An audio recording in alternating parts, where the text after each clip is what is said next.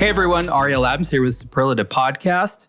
Today on aBlogtoWatch, we have a special conversation with Mr. Guido Benedini from Watch Angels and Niels Eggerding from Frederique, because we're going to talk about a product that by the time you listen will have just been introduced. It's the Frederique Worldtimer manufacturer, and it's a 40 millimeter wide watch, which is the result of a collaboration between Watch Angels and Frederique. But before I talk about that, Niels and Guido, first of all, welcome to Superlative. How are you guys doing today? Very well, thank you, Ariel. Always good to talk to you and talk a bit watches and watch market. On my side too, Ariel. Very nice, very good, very energized, and happy to speak to you also.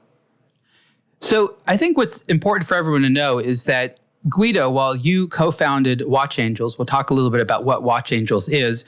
You previously, during part of your career, worked at Alpina. You ran Alpina, which is, I guess, the sister brand of Frederique.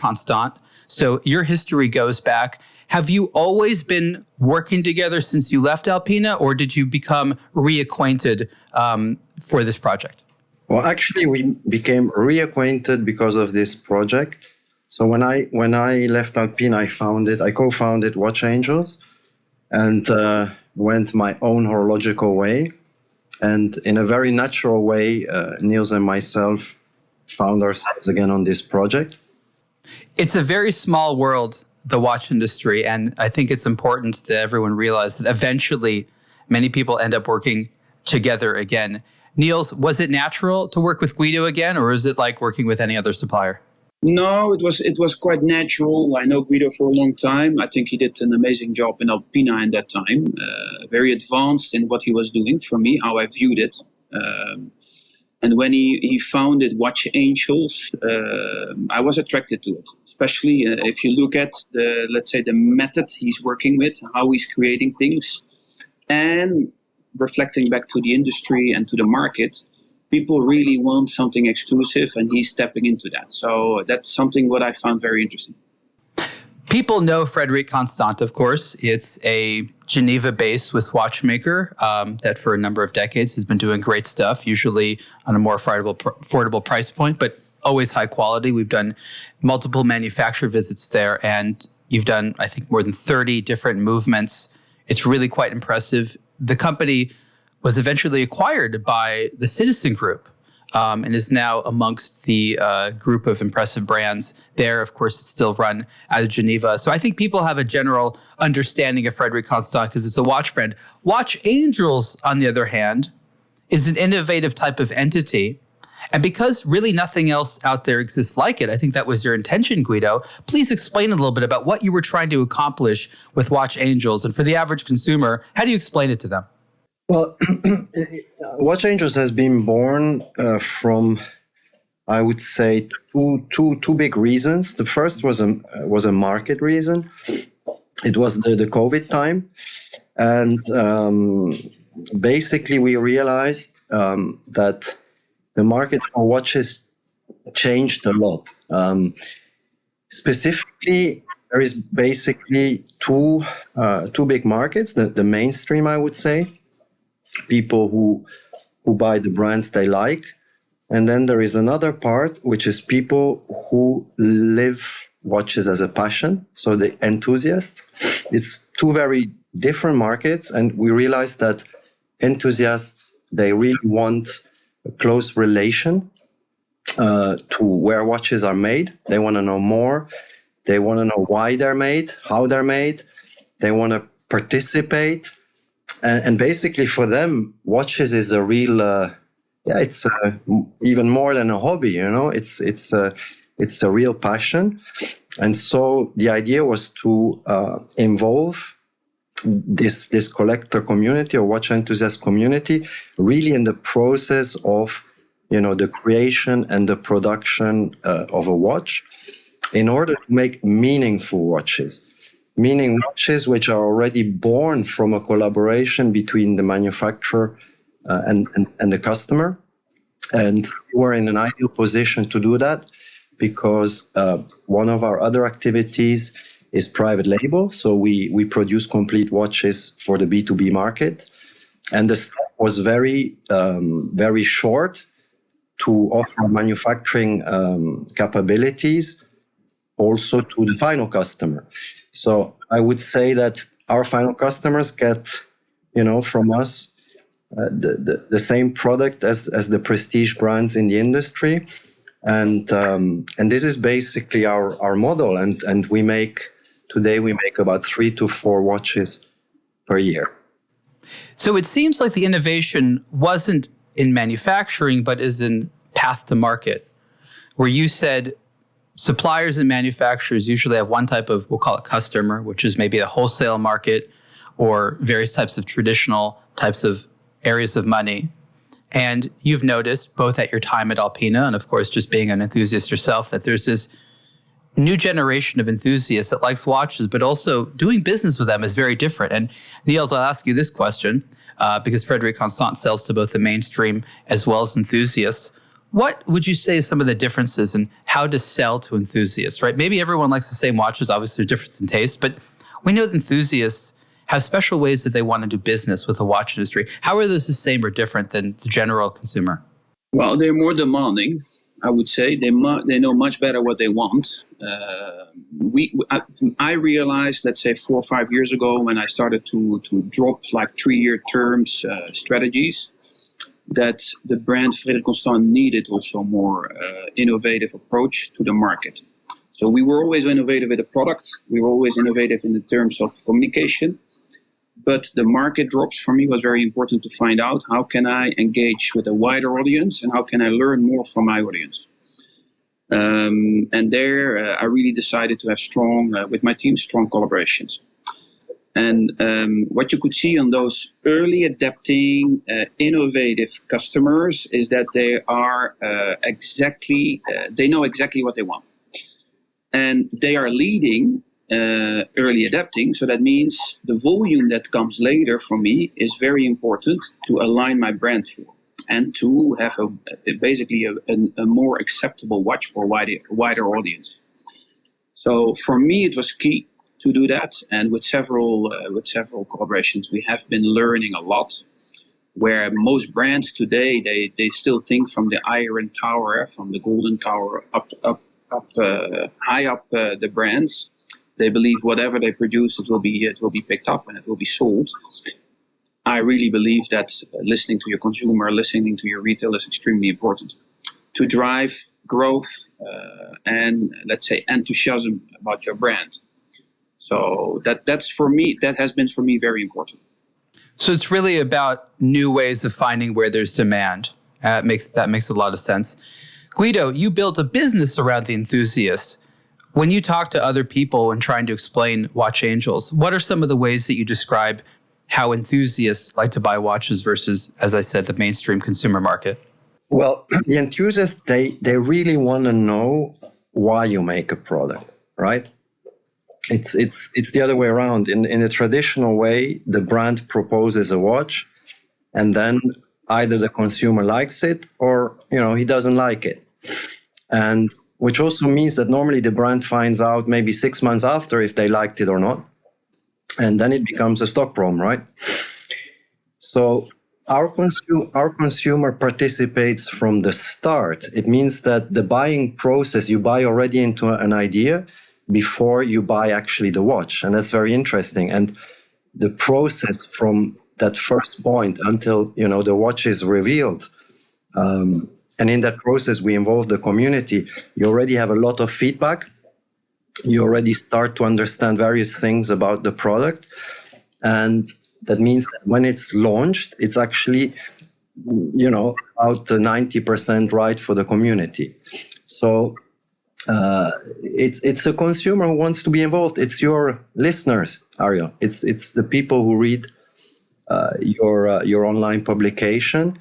They're interested, and of course, as Niels said, they're very demanding. So it's a way to grow together. I learn every day about the comments they make because sometimes watches like any other product, you have to make trade-offs, design, costs, price, and where to make those trade-offs is not easy sometimes. and the community helps you making those decisions. And that's very interesting. There's been a lot of excitement over the last decade or so about being able to directly interact with the community, and many of them buyers, be able to get a lot of feedback. One of the interesting things is that, and the people have known this for a long time, if you ask the consumer what they want, they will perhaps build you something that they in fact don't want.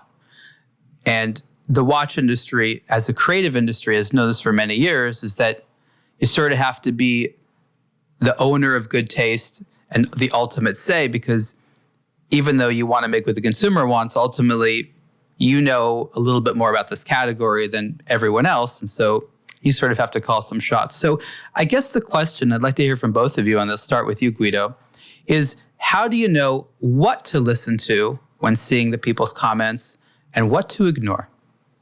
Guido, I'll start with you. I think it's a very good question, and that's actually the art, because you're totally right. You cannot take into account everything, right? So you have to use your own, let's say, watchmaking knowledge and your own knowledge about the market to filter what is important and what is not. And the way to do it is that it's kind of like a brief to a designer. You have to keep certain fixed points, and around that, you make your decisions, okay? And so your creativity remains, our creativity remains our creativity. Our decisions remain our decisions, but the community gives you a very important framework within within that you can work, okay? And the examples? Oh yeah, examples is that when you create a project, and we had this many times, there is a lot of micro comments, right? From the length for the strap to the I don't know, the diameter of the watch or specific colors, okay? And you cannot go into this. When people, for example, tell you something about the length of the strap, in fact, they're talking about comfort. So what you do then is, you have to create a comfortable watch, right? So you always have to take a step above and factor those comments then into, a meaningful watch. Thank you. That makes a lot of sense. Niels, what about you? What is your perspective on what to listen to and what to ignore from the feedback from the community? No, I think it's quite aligned with what Guido said, but what for us it's very important, it's also the cost side. So we have a brand there where we use the authentic distribution channels. So from, let's say, a main distributor all the way down to a retailer. So it's super important for me to see what the consumer likes to see on a watch, but it needs to reflect also the cost still. So what I think it's important. So last 2 to 3 years, we are really valuing, for instance, feedback on YouTube. So my marketing team is analyzing constantly any feedback on YouTube. And if it comes back in a serious amount of number feedback, then I really take it into consideration, as long if it's covered the boxes on the cost. Because we need to realize one thing, our brand, we have always been driving an exceptional luxury approach with the watch, but it is accessible in price. We set, the mission was let more people enjoy luxury. We are still on par with that, but cost on the supply has been increasing significantly. So we have been protecting that retail price as nobody else, because if you compare that, all the other brands have been drastically increasing, some even to an extent of 40 to 50% increase, without giving much more value. I really decided together with the team, let's protect it as much as possible.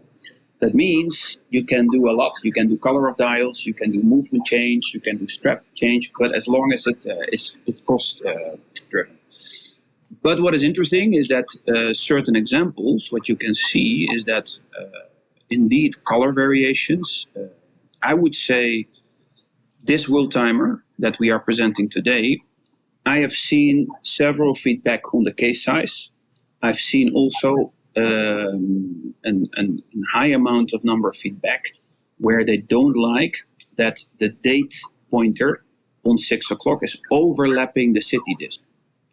And that's typically where we now see, okay, let's answer that. Let's see how this will drop into the community of Watch Angels. And I would like to be super interested to see that feedback.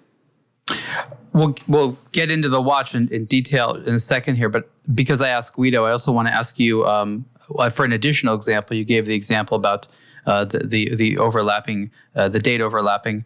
But in terms of the things that people want that would be difficult given the price you're trying to protect, what is an example within that? Well, one example, for instance, we launched the Big Date, the Power Reserve Moonphase Big Date complication last year when we celebrated, was it maybe 35 years anniversary, maybe the year after, because I'm always a bit mixed up with the years that you launch. So you're always ahead. Yeah, don't pick me on that. And what you could see is that the feedback was, why don't you position the Big Date on 12?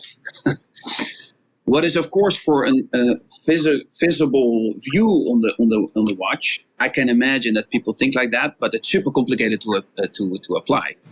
So these little things, what you can see, it came back as a feedback, but then realistically, it's impossible to do that. That's a whole new construction. Now, these kind of things, for instance, for an example, is you have to just focus on how you can manage it most productive way and most efficient way. You know, sometimes I wonder, and thank you for sharing that example, if it's actually better or worse to educate people like that. Because you're right, if you understand the engineering, you realize it's not a matter of like, oh, designer, just move that, right? Like you have to re-engineer an entire system and it's like a car. If you move the gas tank, you have to move other things around and engineer a bunch of new parts and connectors. It's not so easy. With that said, there's a beautiful romance when people don't quite know what's under the hood. So I'm curious, do you think that it's better that people, of course, know about watches, but should they also know about how watches work? Or is there a romance to a little bit of ignorance when it comes to how the sausage is made? I think it's unstoppable. I think people want to know more and more about the watch, even what's under the hood, correct? So, yes, it used to be a bit of a luxury bubble, I would say. If you go 20 years back, people didn't even realize that there was a third-party supplier of movements. People were not aware of what manufacture is. Some people even didn't know the difference, and I'm talking not about your audience, Ariel, but about a quartz and an automatic movement. Let's face it. Today, people are so knowledgeable because they are super interested about what's below the watch and what's behind the watch and how the conception is made and how long do you take to go from conception into a final watch design. So the whole process, that's where Guido comes in, of course, became one of the marketing communication tools to really engage with your consumer. What helped us with our manufacturer, because we have indeed done more than 30 in-house movements, the story that we have been telling has been already going on for 20 years now to really build that story about manufacture. What does it mean, manufacture? So I'm happy with that, but on the other hand, I'm also super happy to be transparent about it. Well, I think you guys are doing what you need to do, which is developing new ways of being transparent. If people are hungry for information and want to see how it's made, you're giving them something that's, I think, more enjoyable to see. Both Watch Angels and Frederique Constant are manufacturers in your own right. And what I see as being sort of the top level way of understanding this entire collaboration is manufacturer collaborates with manufacturer, which again, it's what's always been going on in the background. But you're making a narrative around it, you're making a story around it, you're explaining it that way. Ultimately, there's tons of experimentation on how to do this in an infinite variety of ways of coming up with these collaborations. But this, for me, is a wonderful exercise in talking about something which, of course, has happened, but has never really been discussed in such an overt way. Or maybe the story comes out later. Oh, you know who we worked with to make that? From the outset, you're starting to talk about it, which is a little bit strange for the community, but ultimately, I think it feeds into the trend of them not only appreciating this information, but in many instances requiring it to get into the watches in the first place. So we'll go with this next question. This watch, somebody had to come up with the idea. And obviously both of you wanted to do things, and you said that you came together. So how did you come together initially, again, to produce the watch that would become the Frederique Constant Worldtimer manufacturer 40 millimeter? So I will start, Guido. I'll let you finish. First of all, I think we were a young brand. We became mature, so we can no longer lean on the fact that we were young, I would say.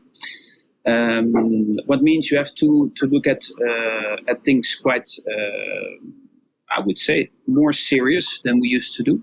So when we were innovating, we were easily innovating without thinking too much. We were really entrepreneurial innovating.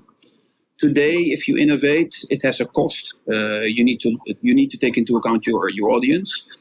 So I'm going a little bit less quicker and very often innovative decisions.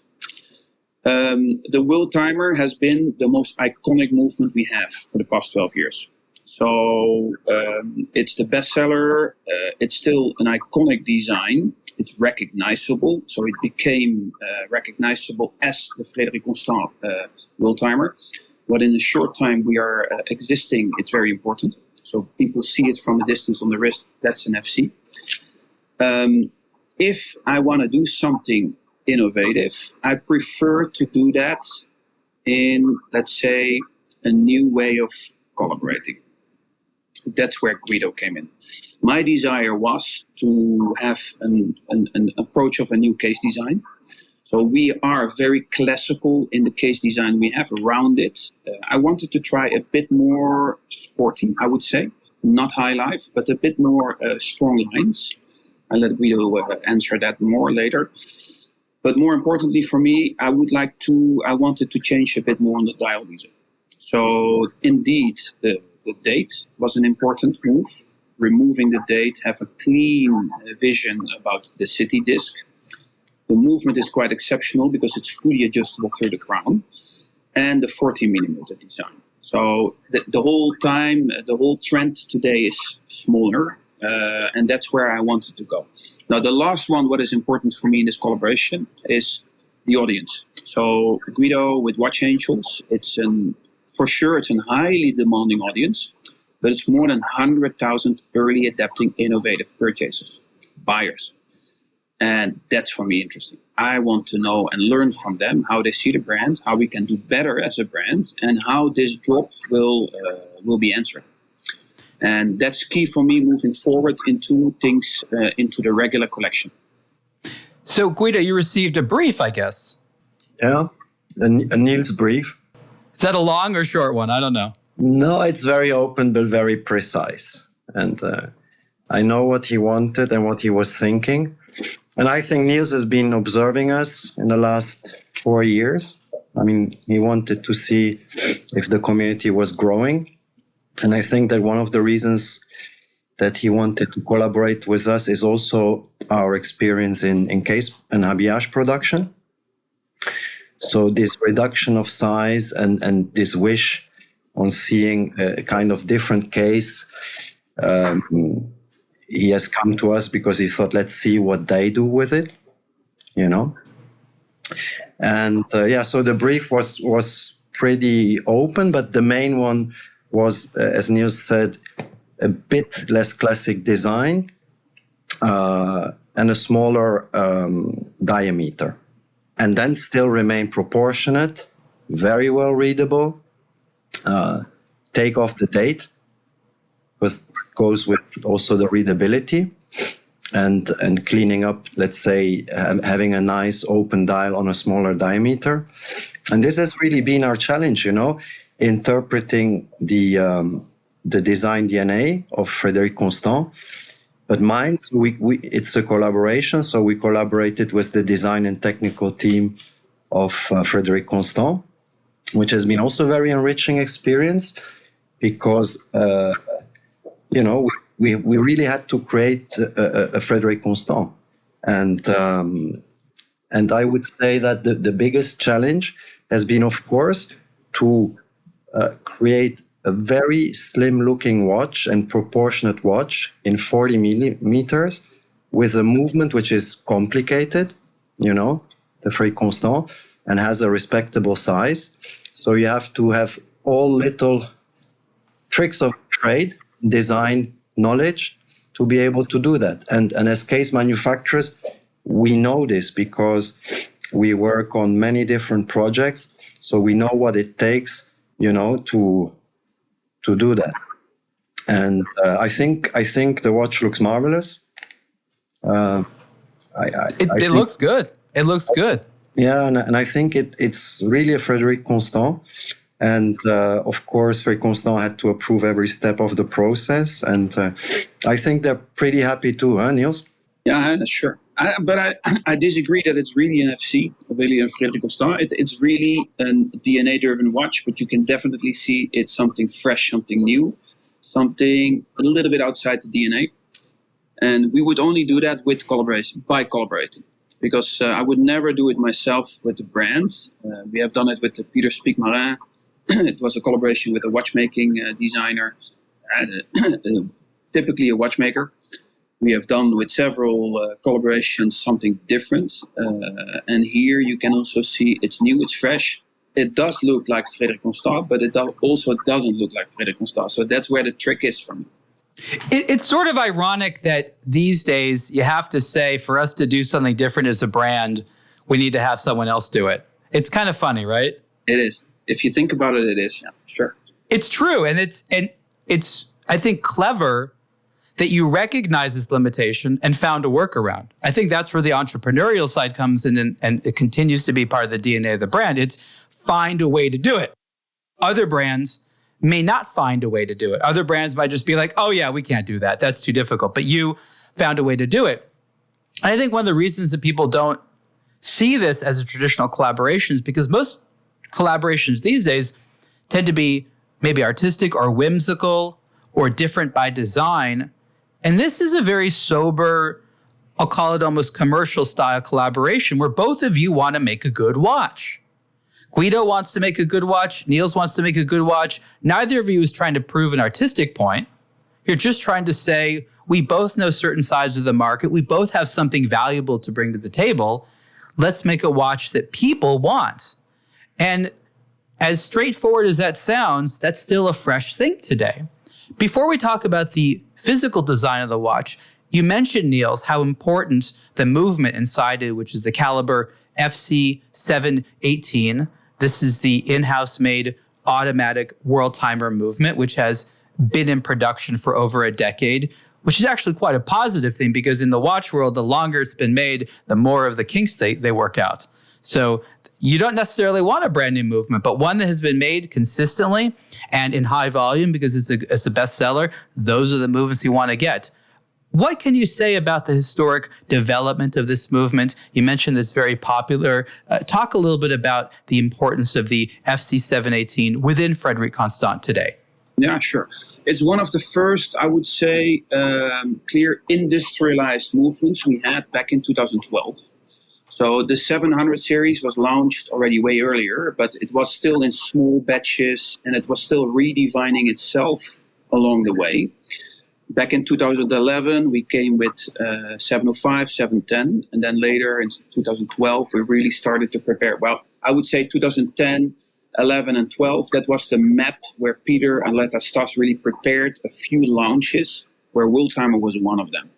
They felt that Worldtimer in that time has been never been developed so innovative as they wanted to do it. So every Worldtimer before that time was using still a separate crown or a separate pusher to set certain parts of the movement itself. And they really challenged the team back in the time to make it reliable, easy, adjustable through the crown. So everything is adjustable through the crown. With that, it's also durable. And it became quite, for the past 12 years, indeed the most iconic, best-selling money for two caliber we ever had. So the second one will be the perpetual calendar, and now lately we have been upgrading also the moon phase. But the big question is, why is the Worldtimer such a good bestseller? I think because of the design we had the beautiful finished dials with the world map on it. What really separates it from many other variations, with, of course, the easy adjustment system in the crown, not having the extra pusher, and then the unbeatable retail price. I mean, we can talk for hours about all kind of calibers, but this one in the landscape of the competition, it's still one of the most affordable manufacture movements exist in the industry. Super reliable, easy adjustable, with I would say a killer of a dial designs. So we sell averagely between 2,500 and 3,500 Worldtimers a year, and we still are short in terms of demand. That's the interesting part. So every time we do a new drop, a new color, it's super interested by people, and people really expect to see another launch. So that's, I think, also interesting for Guido. He can tap into something that is very unique for us with his community, but also very unique for his community. So I'm looking forward to the results, and let's see.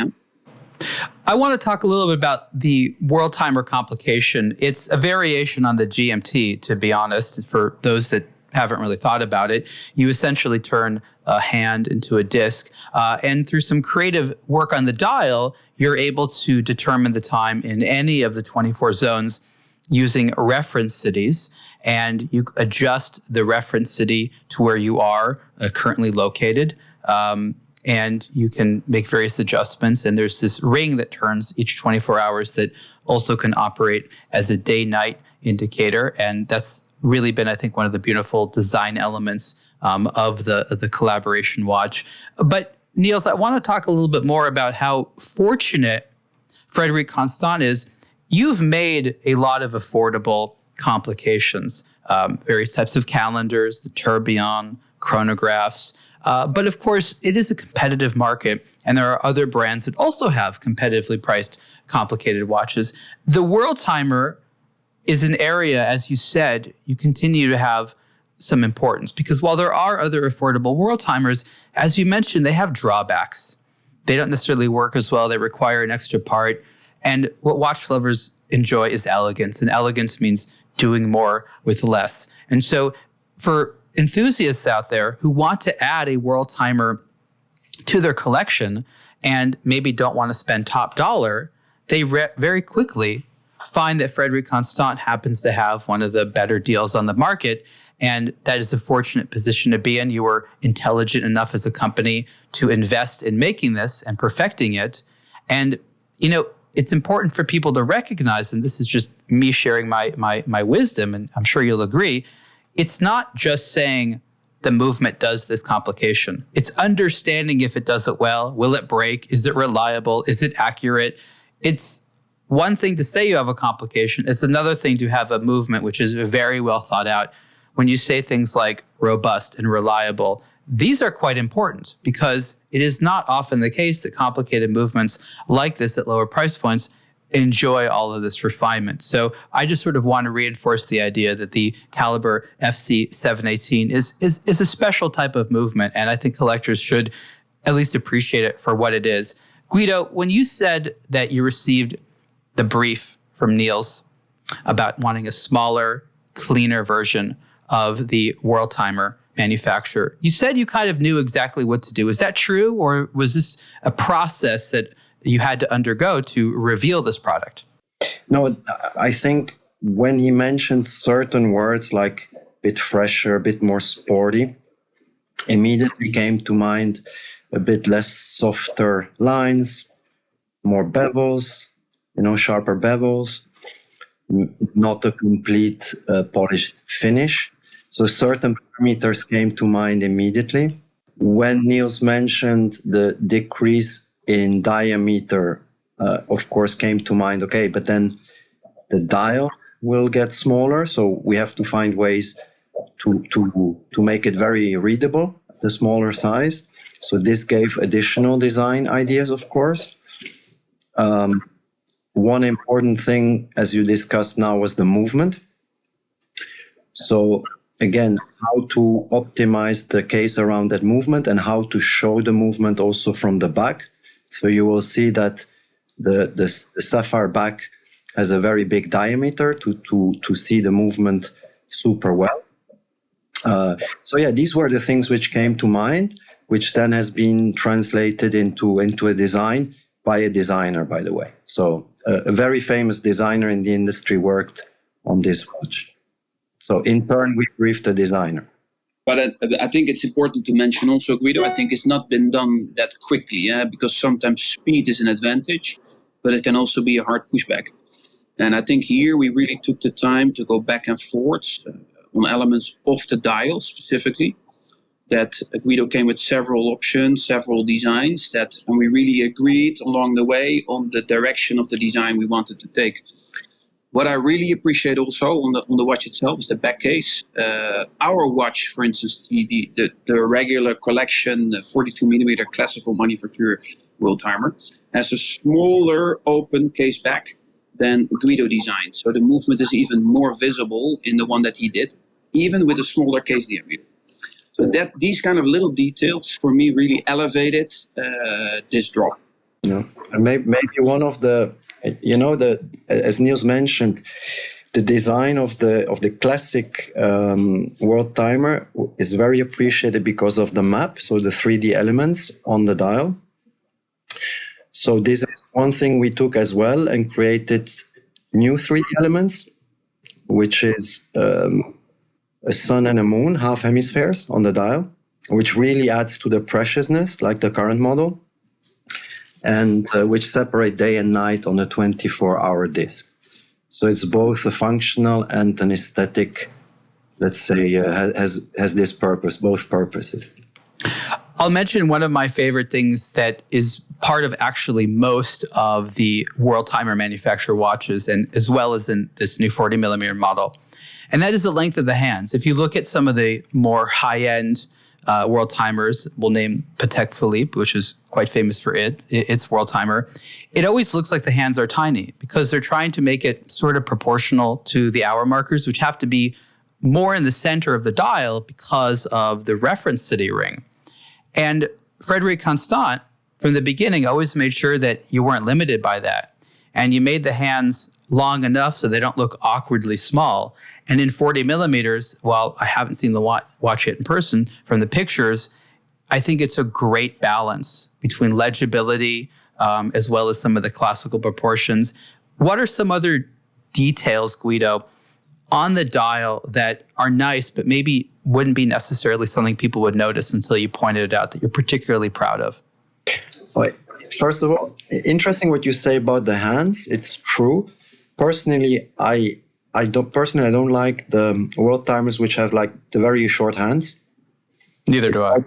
It's like a little head in a big, I don't know how to call that, but that's a very personal thing. And I'm sure other people like that. But yeah, we kept let's say the normal dial hands length.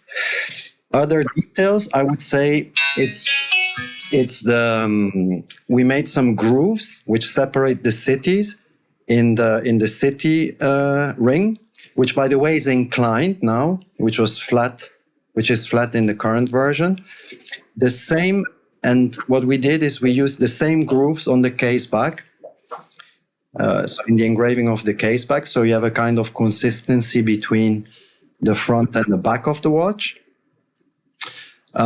So as mentioned, the half hemispheres in 3D, and I don't know how you say that in English, but on the dial, which is a sunray finish dial, you also have, vertical and horizontal line, which recall a bit still the idea of world, and map. So I would say these are a bit the defining design details. And yeah, I would say, the shape of the lugs, the way they're finished, that's also very, very identificative of this timepiece. It's funny because knowing some of the designers and knowing that you worked with a designer, I'm guessing in my mind, because again, there's signatures to many of these individuals, and it's a really good design. That's actually why I like it. You mentioned the grooves. It's a tiny little thing, but the difference between having that visual separation with those watches that don't, it's really about classiness, right? It's really about the fine touches. I particularly like the fonts, actually. I think the font for the numerals of the 24-hour one is really nice. It's a nice mixture of modern and classic. It's all very legible. There's different fonts, but they work very well together.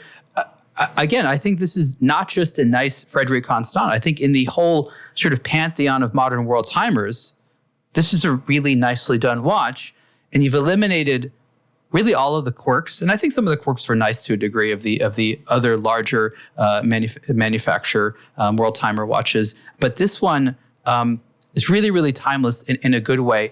One of the things I found interesting is that I think there's two different dials you're doing. Limited edition. Why the decision from the outset to do a limited edition? Or is one dial now, I guess? Yeah, well, one dial. Also, he wanted to do more, by the way. I believe that. Yeah, sure.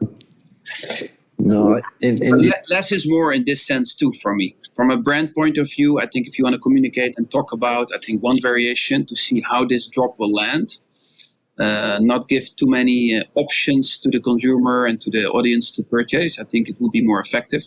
But in the end, it's still our goal.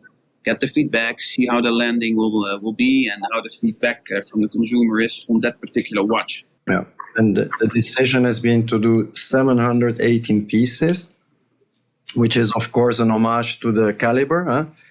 Yeah. And it's also done because, in a way, after 12 years, as you said, Ariel, it's a long time this watch has been on the market, which attests to its success. And it's also a way to celebrate that long standing on the market. Yeah.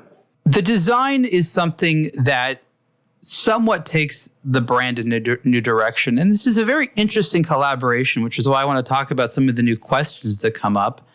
But will you, Niels, always work with Guido on further variations on this? Do you share the rights to it? Even the business relationship between you is different than a sort of standard brand and supplier. How did you go about talking about some of the business topics that, of course, attended this novel type of way of presenting the relationship? Well, listen, we didn't register the fact that it is an exclusive future collaboration. It was for both of us something to try to see. That's typically where you do and why you're doing a collaboration.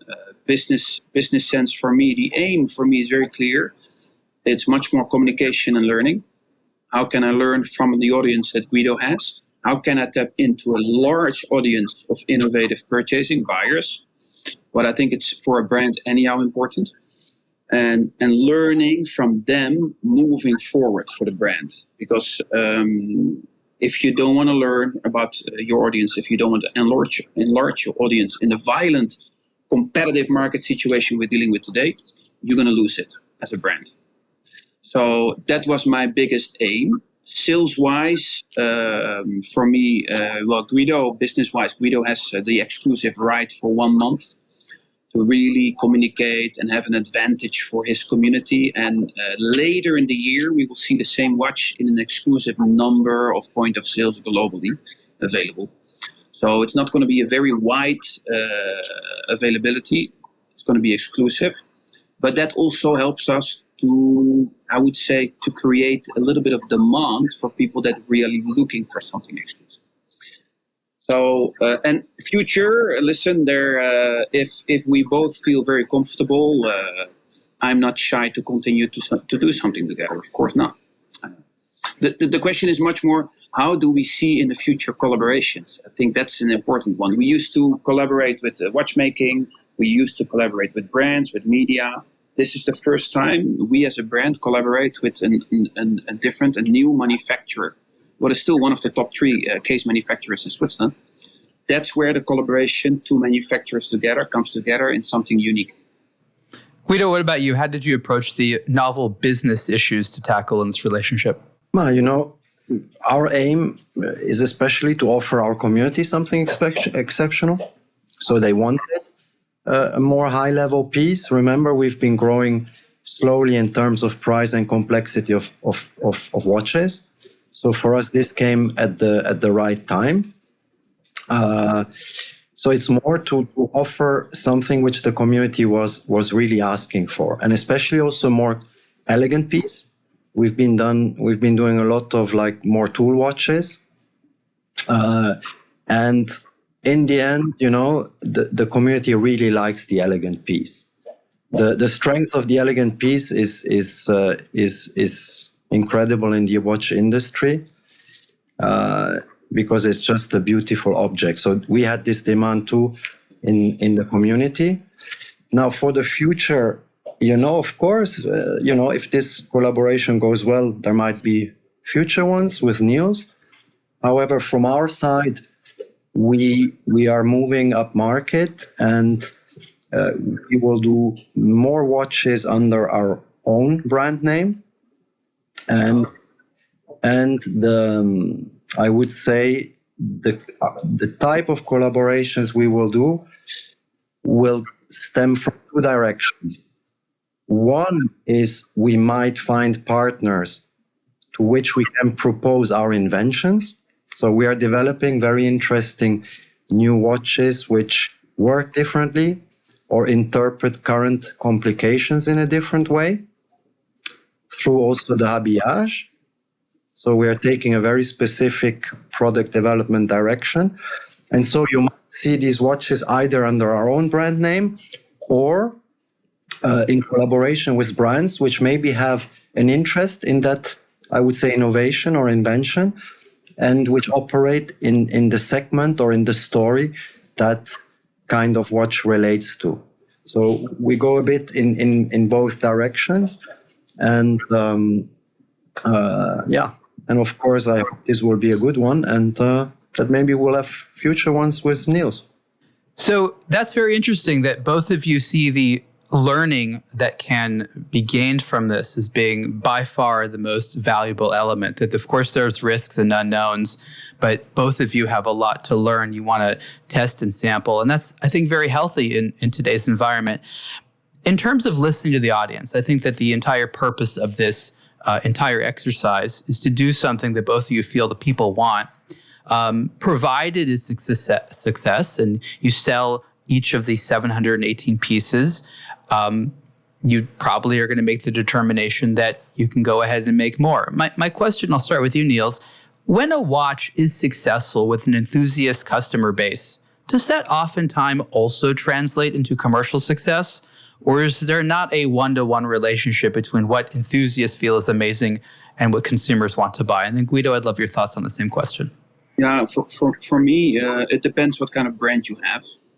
If you are more high-end exclusive, it's easier to see if the success is there when the enthusiast is picking up, or the innovative, early adapting customer. We, on the other hand, we are also still volume. So, of course, a manufacturer caliber is more exclusive.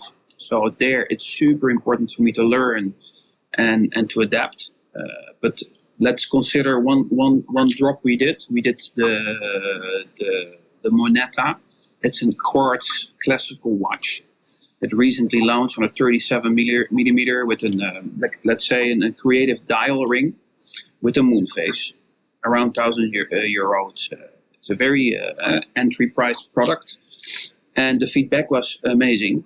And the feedback, what you could see in between lines with some consumers, that they wanted a hand winding piece.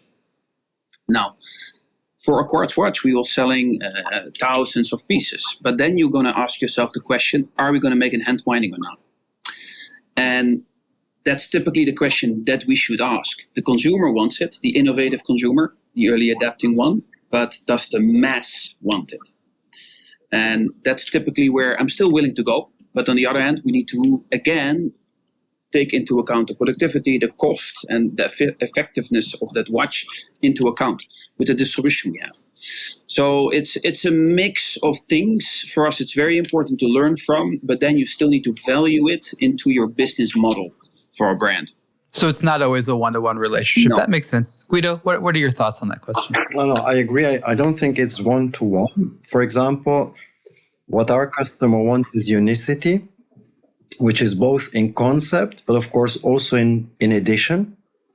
That's part of the unicity. So I think that, these early adopters, they maybe set the stage for a product. If then it spills over to the mass market, that's something we don't do as a business. So we make the limited edition and the unique concept. Maybe this collaboration with Niels will show if then it can carry over to the mass market, either as a general concept and design their direction, not necessarily with this model, or if this model will really then take the mass market. Okay, so probably this is the collaboration which shows if this is possible or not. One thing that I think is interesting that I've learned in this conversation is that if you're going to do business with the enthusiast, you have to offer them new things all the time. And part of that is being okay with an industrial structure where you're constantly doing new machining, new parts, things like that. So smaller batches, producing things for less periods of time, which again, if you're a factory, you hate, because the best thing for a factory to do is set up an assembly line and make the same thing and over and maybe make little improvements. But having to be like, hey guys, we're going to change everything all around and change the programming, that's a lot of investment all the time. So the question is, we know the enthusiasts want you to do more novel things and produce less and come out with new things more often.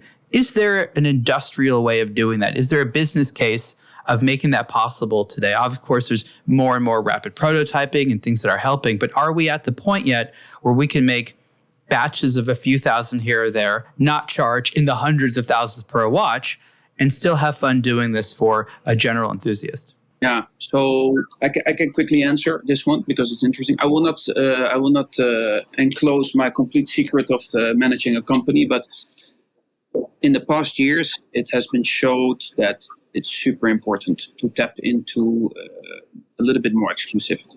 That's where I think me as the CEO of a watch company, you have to really read your company, how agile they are and how easily can they adjust into still keeping things exclusive next to the mass and volume.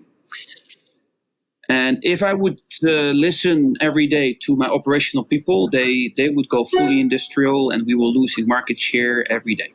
So it's also by challenging your organization, keep that entrepreneurial, I would say, vision into place, but really decide the rhythm. And find ways how you can make things look very exclusive and they still fit into industrialization.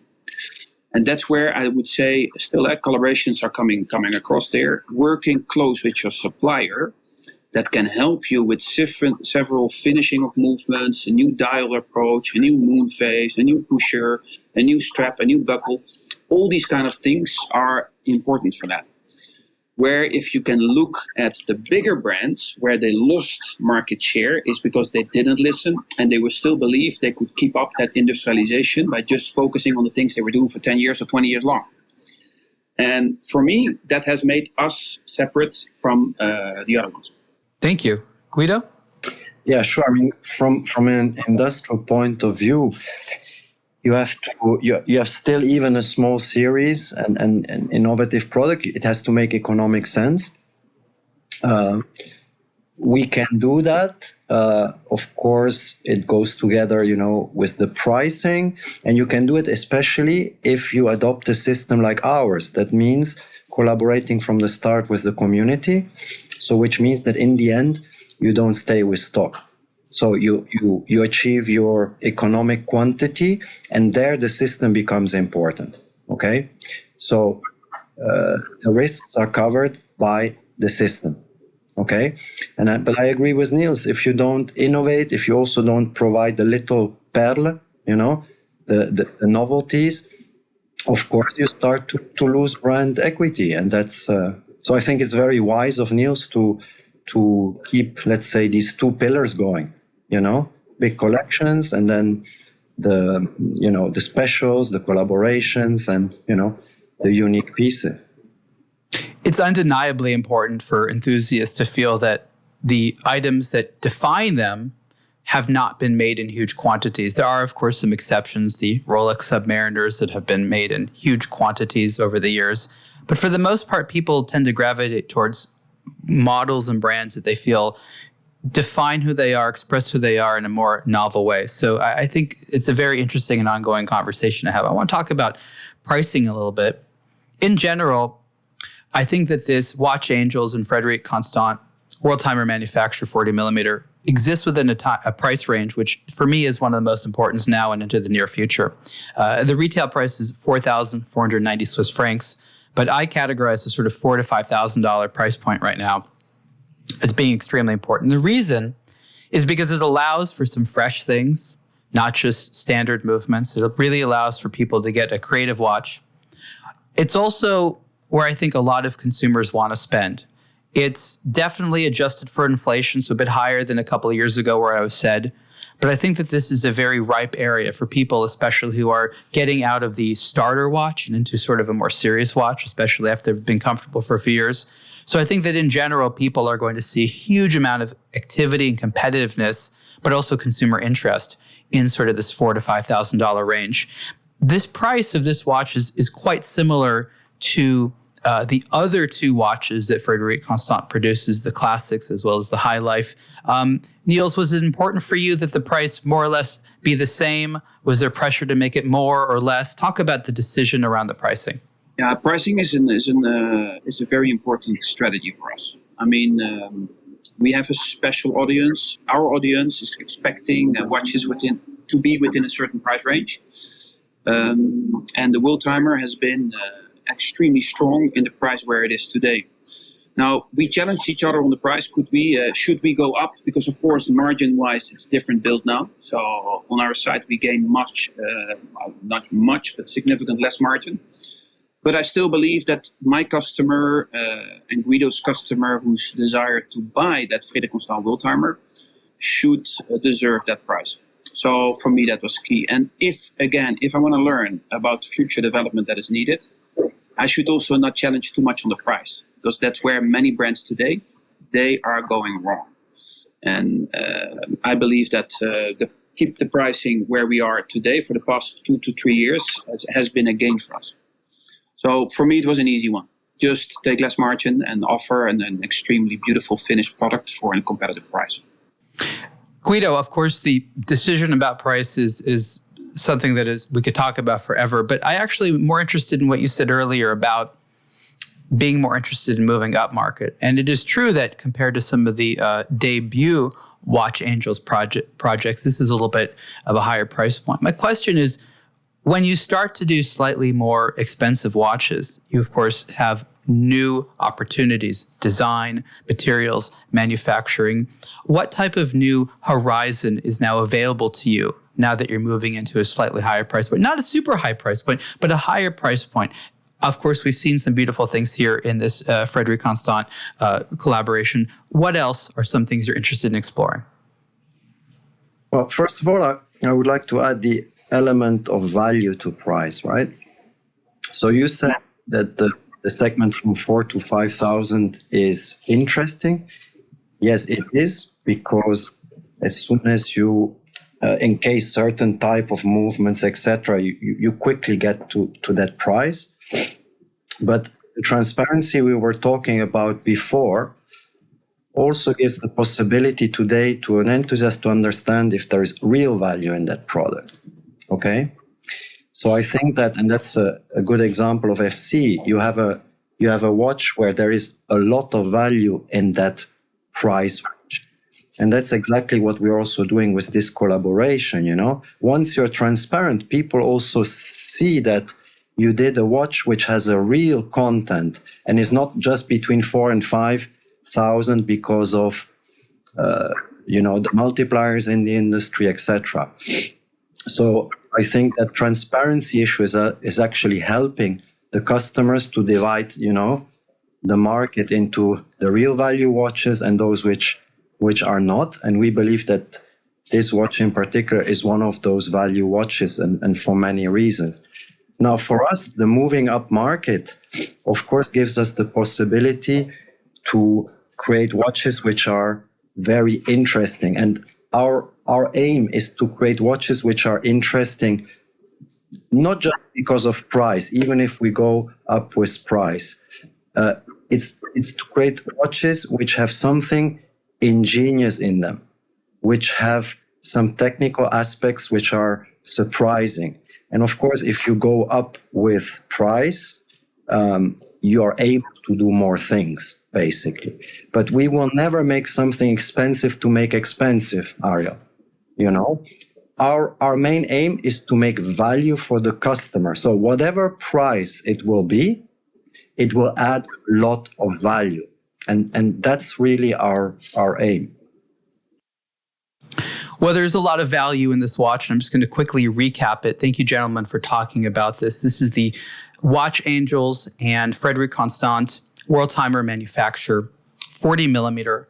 Retail price is $4,490. It contains the in-house made Frederique Constant caliber FC 718 automatic movement. The watch can be discovered on both, I'm imagining, the watchangels.ch website as well as frederiqueconstant.com. As Niels pointed out, there will be a window of exclusivity to purchase the watch through Watch Angels. If there's any left, after that time, the distribution is going to be expanded a little bit. Gentlemen, before we say goodbye, is there anything else you want anyone to know about this collaboration in the beautiful timepiece? I think we covered all the boxes, Ariel. Thank you very much for your time and your very nice interview. This has been the Superlative Podcast interview with Guido Benedini and Niels Eggerding about this wonderful collaboration. Listen more, go to the websites, learn more on aBlogtoWatch.com. Thank you so much. Thank you. Thank you.